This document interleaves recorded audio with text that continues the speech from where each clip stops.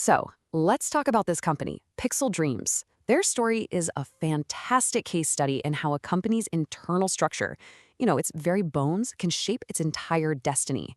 We're going to see how it affected everything, from their marketing to their growth, and even how fast they could build their products. And that really gets to the heart of the matter, right? It's the wall that pretty much every growing business slams into eventually. How do you get bigger? How do you scale without killing the creative magic that made you special in the first place? It's a tough balancing act, for sure. And the journey of Pixel Dreams gives us a fascinating look at how to pull it off. All right, so here's how we're going to break it down. We're going to walk through their story in 4 parts. We'll kick things off with their early days, the agile indie phase. Then we'll see how they started scaling up with structure. From there, we'll get into the nitty-gritty of the levers of efficiency they used. And finally, we'll wrap up with a big lesson here, the agility, scale, balance. Okay, let's jump right in with section 1, the agile indie phase. This is all about starting fast, flat, and focused. This is where it all began for Pixel Dreams. Lean, mean, and just built for pure speed. Back in the early days, the company ran on what's called a flat structure. Just think of it like this. There are very, very few layers of management. And here's why that's a huge deal. It means you can make decisions incredibly fast. An idea could go from someone's brain to being in the product almost instantly because there were no bureaucratic hoops to jump through. And you can totally see how this flat structure bled right into their marketing. With a shoestring budget, giant ad campaigns were just not happening. So they got scrappy. They relied on really targeted, low-cost stuff, like writing dev blogs and being active on social media. The founders were the brand, talking directly to their players.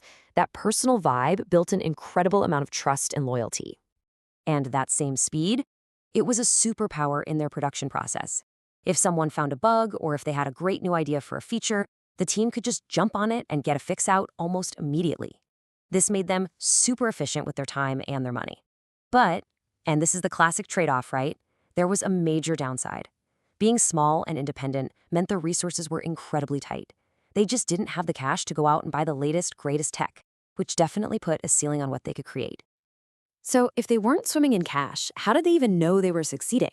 Well, get this. It wasn't about the money. Not yet.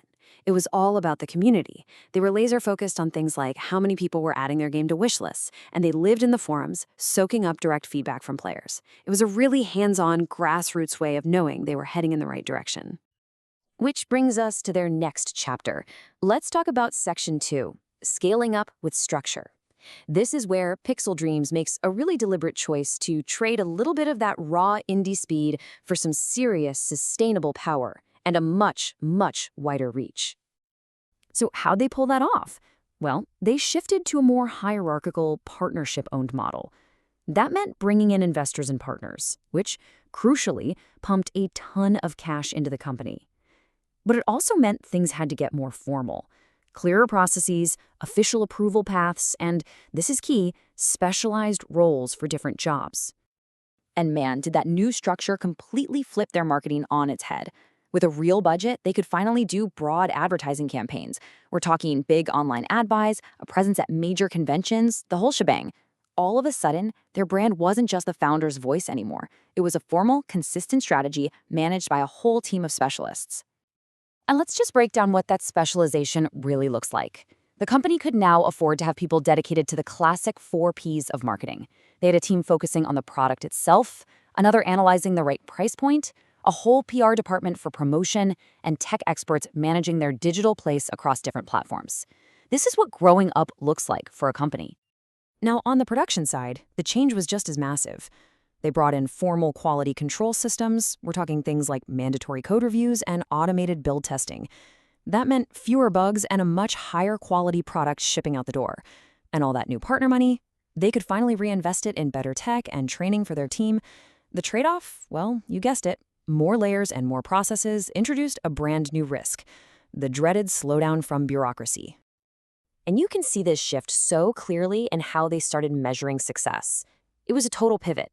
The focus went from those community-driven metrics like wish lists to hard business numbers like revenue and conversion rates. This is the classic sign of a passion project evolving into a serious, grown-up business. So how did they manage to scale up their quality and their output without just getting totally bogged down in red tape? Well, that brings us to section 3, the levers of efficiency. Let's look at the specific tools they pulled to make it happen. They basically pulled 4 huge levers to boost their productivity. First up was mechanization. They automated the painful, manual process of building and deploying the product. That freed up people to focus on specialization, which meant creating expert teams for things like audio or user interface design. Then they layered on automation, using scripts to handle all the boring, repetitive testing, which slashed their error rate. And finally, they just poured fuel on the fire by investing in new tech, faster computers, better GPUs, new software engines, all to make everything run smoother and faster. So after all of these changes, what's the big takeaway? We've arrived at our final section, the agility scale balance. This is really the core lesson from this whole story. There's a quote from the source material that just hits the nail on the head. What Pixel Dreams proved is that there's this powerful two-step model. You can start fast, flat, and really close to your customers. And then, when the time is right, you bring in partners and add more structure to scale up your quality, your marketing reach, and your reliability, all without having to sacrifice that agility that made you successful in the first place. So look, the big idea here isn't that one structure is better than the other. It's about knowing when to evolve and how to blend the best of both worlds. Pixel Dreams found their balance. And that leaves us with a question to chew on. In your own project, your own company, what's the next bottleneck you need to solve in order to grow?